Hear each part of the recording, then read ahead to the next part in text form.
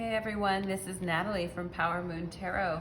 Tonight I wanted to do a reading about shadow energy. So shadow has been a big topic in psychological communities and in all types of books and YouTube videos, etc. I think a lot of times we don't actually know what shadow work is and what our shadow actually material is in our lives. And so this reading is to lend a hand to that and explain what the shadow is and where it's showing up in your life. And our shadow is the disowned parts of ourselves that we don't want to look at, either because of guilt, fear, or shame. And so anywhere you have, now, there's certain times that guilt obviously is a good thing. If we did something and we feel guilty and we have a conscience because of it, and we should feel guilty and we need to apologize, that's one thing. But there's toxic guilt where we don't have a reason to feel guilty, but we are by default guilty. And the same thing with shame and fear, right? There are times when fear is useful, and there are times when we feel shame because we did something that's not in line with our values, and that makes sense, right? So, but there are times when we are basically in guilt, fear, or shame, and we're basically not in touch with why that is and what aspect of ourselves that is really speaking to. And that's where our shadow is at. And so to fully embrace our personhood and grow as people and wake up to the reality of who we are and what we're doing on this planet, it's important to work with our shadow and understand our shadow. So tonight I'm going to be doing a reading to help us with that. So pile number 1, I've got 3 piles here. They're all pre-shuffled. I don't know what's underneath each pile. I just shuffled them here to save time. So pile number 1 is this protection amulet. Pile number 2 is the Smoky Quartz, and pile number 3 is the Cat's Eye. So whatever you're drawn to, pile 1, pile 2, or pile 3, please pick your pile now. And in the comments below, I will link to the timestamp for each pile so that you can go directly to your pile. But with that, let's go ahead and start with pile number 1, which is the protection amulet. Okay, so our question is, what shadow energy do we need to be made aware of in 2020, and why?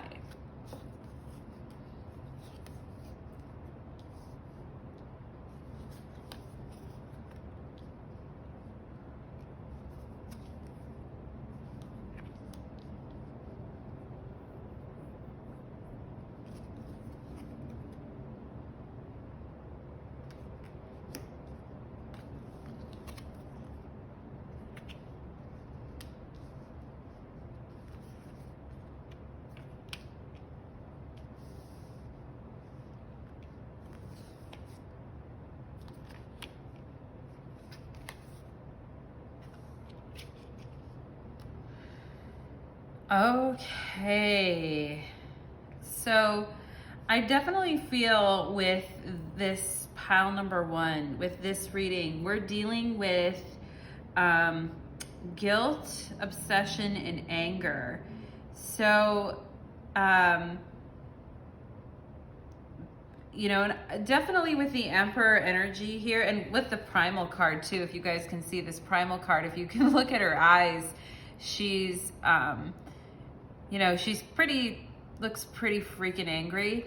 So I do think that there is something for pile number 1 here that having to do with anger, and maybe being shameful about anger, basically feeling like you should always be rational and in control or sweet, and that you should basically not really tap into your anger or learn how to use your anger appropriately, and that your scientific side can overrule that, and you're thinking, oh, I shouldn't get angry, I shouldn't show my primal side, I shouldn't show that I'm not completely rational and that I'm not completely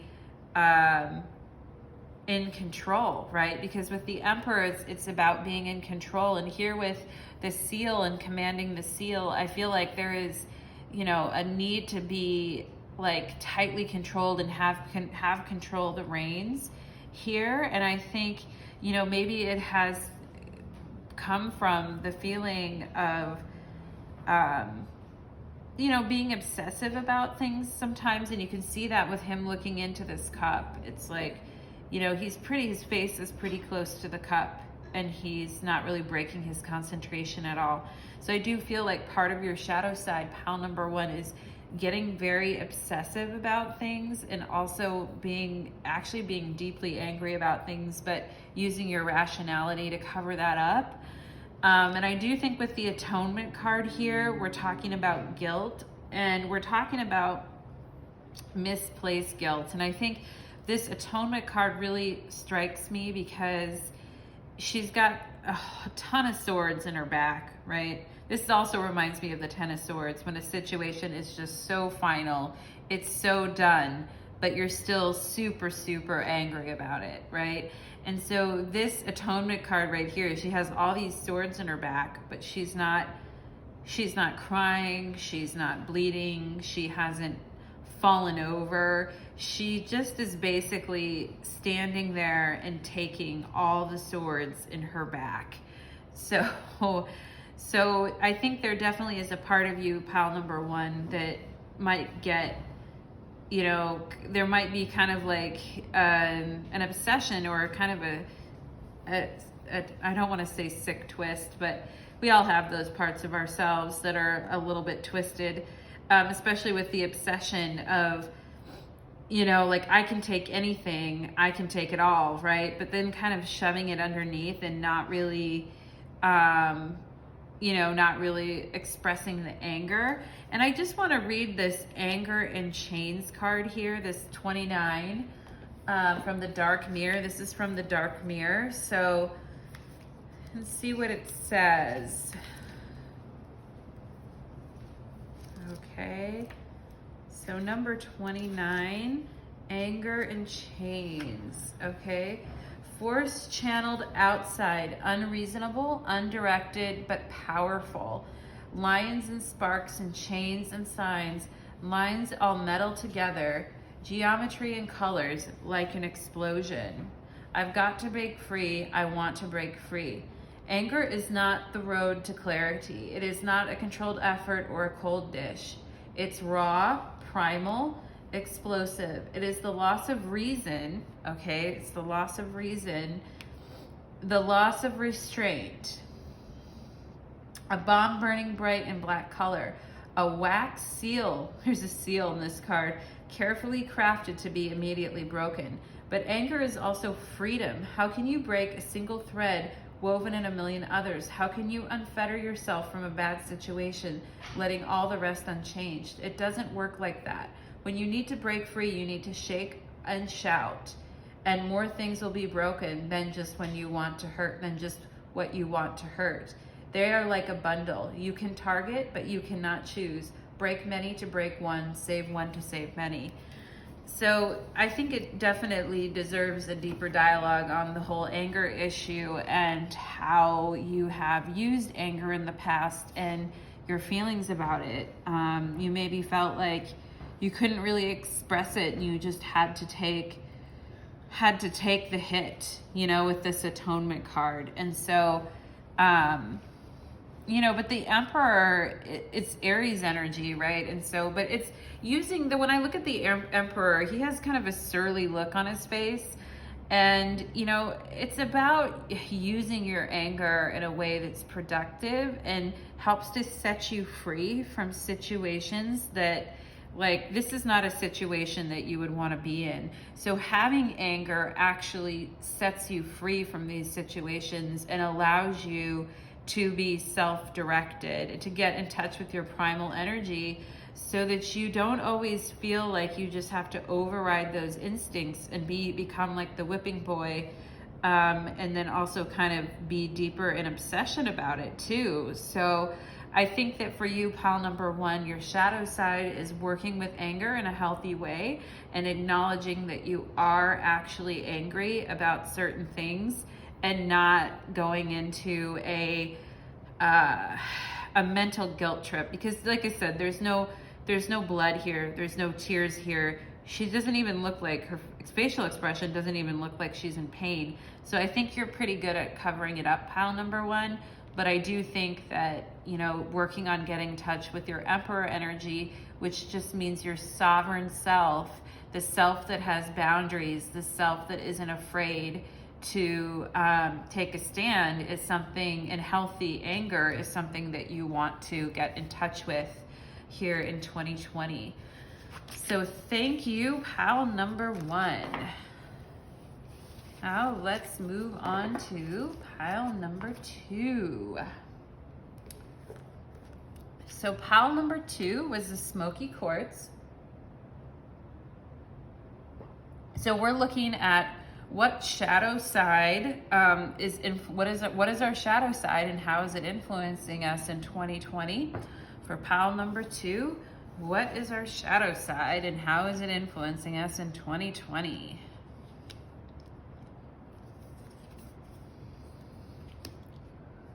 Whew.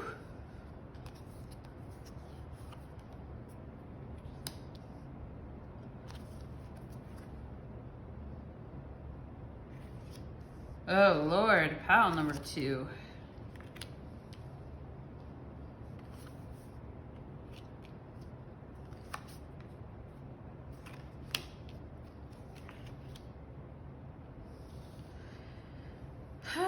Pile number two. So I definitely feel right away there's an energy here with your friendships, and like everybody's like, oh, everything's great, kisses, you know, loves you, talk to you soon, everything's amazing, right? There's this whole energy of kiss kiss and let's have fun, right? But there's not a real, there's an underlying sense of competition, I feel like, in your friendships that is not being acknowledged. And there is an undertone of like one-upmanship in your friendships and in your circle of friends. And I think, you know, someone is kind of trying to come out as a leader, and this could be at work too, where everybody's like kiss kiss, you know, love you and great job and everything, but there's this undertone of tension and pressure and competition. And I think that it has you on the defensive, and it has you like hiding yourself, because when you're on the defensive, it just makes you feel like you're wearing a mask, right? This masquerade here is really standing out, where it's like everyone has to be, it's so interesting right here with these two knights facing each other. The Knight of Wands and the Knight of Swords are facing off against each other, and then you see this, you know, gathering of friends having tea together, right? So you can tell that there's definitely an underlying tension, and where people have to pretend, or not even pretend, but people just have to put on their strongest armor and their strong face and their resting bitch face just to really get through the day. And this card here, called Burnt by the Sun, is talking about ambition, extension, and reach, right? And how tiring that can get, that when we're always in this trying to prove ourselves and trying to go, just how tiring and how hard it can actually get.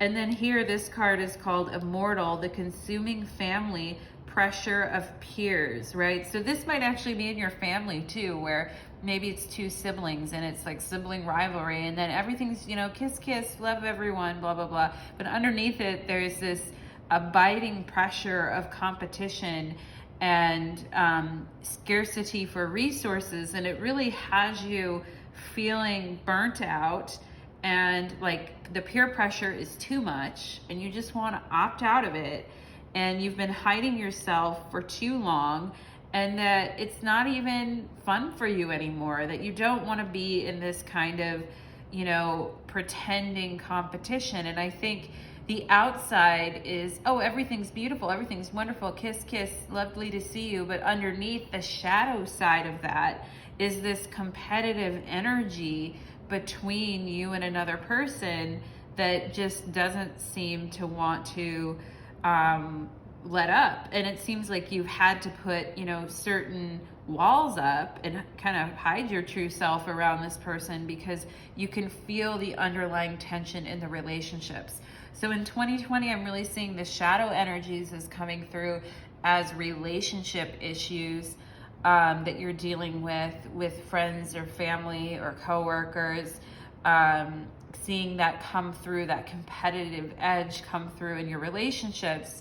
And you may be trying to cover that up and disown that, and that could be part of your shadow energy. I'd like to read the colorless angel right here. That one's really calling out to me. That's number 10 in the dark mirror deck. Okay, so number 10. A dark horse prances proudly in the background, unnoticed by a man in the kneeling by a pond. Okay, he wears a crown of myrrh and his faceless expression. Behind him, wings of smoke and bones grow or disappear. Okay, apathy is the crowned king of nothingness and the shining queen of whatever. Shining, I love that. Shining queen of whatever. And I think that might be also a shadow side in this situation, that there is this underlying competition, but you also don't really care and you're completely tired of it and burned out by it. So like you don't even have any passion left for the situation, actually. And it says, what can be, but we can be Siegfried, the dragon slaying hero, but not when he slays the dragon, nor when he is betrayed and dies, but simply when he's doing nothing. We can be Michael the archangel while he waits bored and motionless, and Saint George surprised at a moment of stillness and nothingness. All the strong rivers can become a swamp when they reach the plains, and the most yummy food can become gummy after a couple of hours of unattended on the table. There is a lot of darkness when we make a habit of going gray. We numb our senses with the fog of delays, and then we just get indifferent to the fog herself.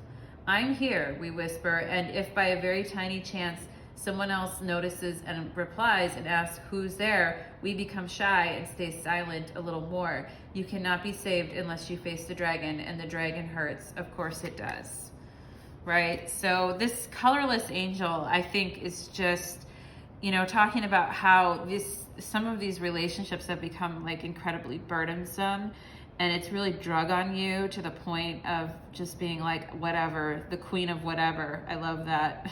And the masquerade too here is just like, who the hell, you know, could we get any more who the hell cares with these expressions? And I think that, you know, the apathy is also a thing to address with shadow energy in pile number 2, is, you know, just being so passionate about things, but underneath it, having a total apathy. So, I think it's a good place for you to start with your shadow work, pile number 2. I hope that was healthy, or I hope that was healthy. I hope that was helpful and healthy for you, pile number 2.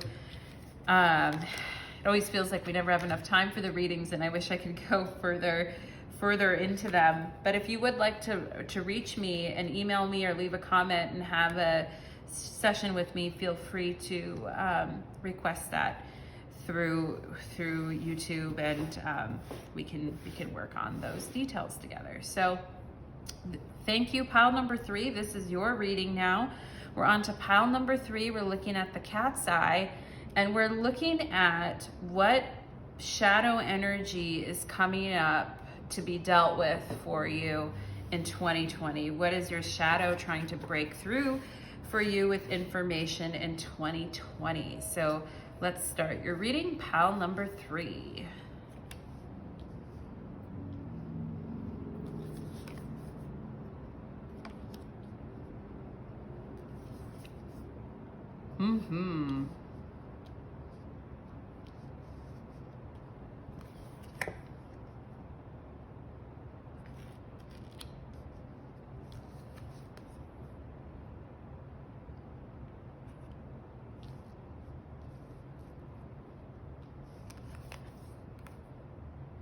Ooh. Pile number 3.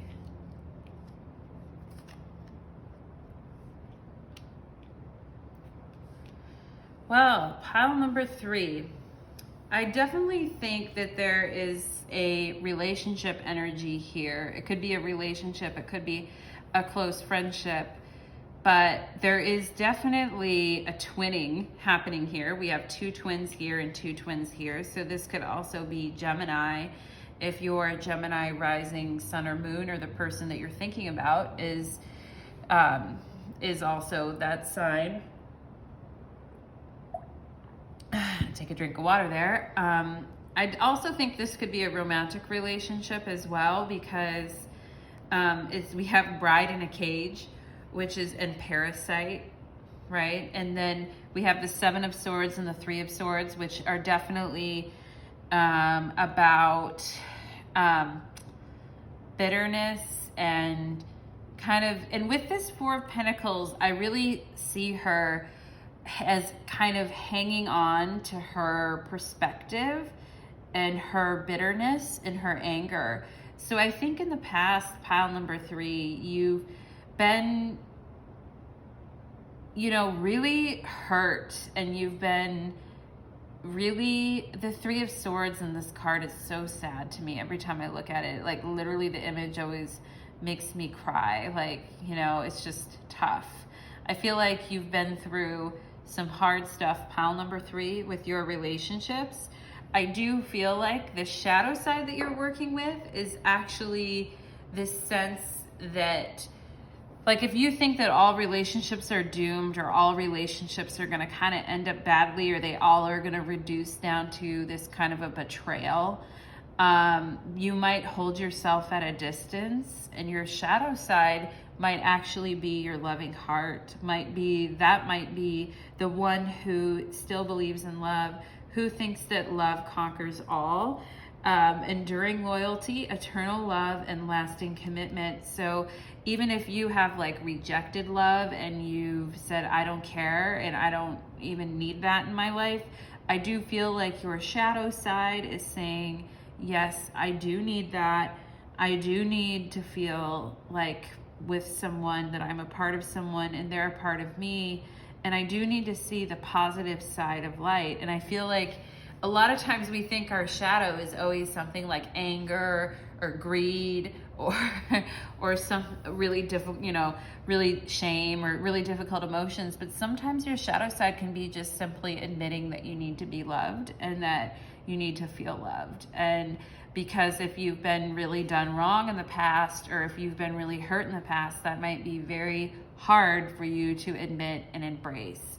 And so I think that, you've dealt with some really parasites in the past and possibly some bad people in the past. And, maybe you've even been responsible for some of it as well. And, things have just been a mess. It's like, who knows who's responsible. Sometimes, the other person is clearly, but I do feel like, there's been a lot of mishaps and betrayals, and just simply admitting to yourself that you care about love and that you want to be present for that is a big part of your shadow work in 2020, pile number 3. And I'm going to read Bride in a Cage here because this one's really standing out to me from this dark moon oracle, dark mirror oracle here.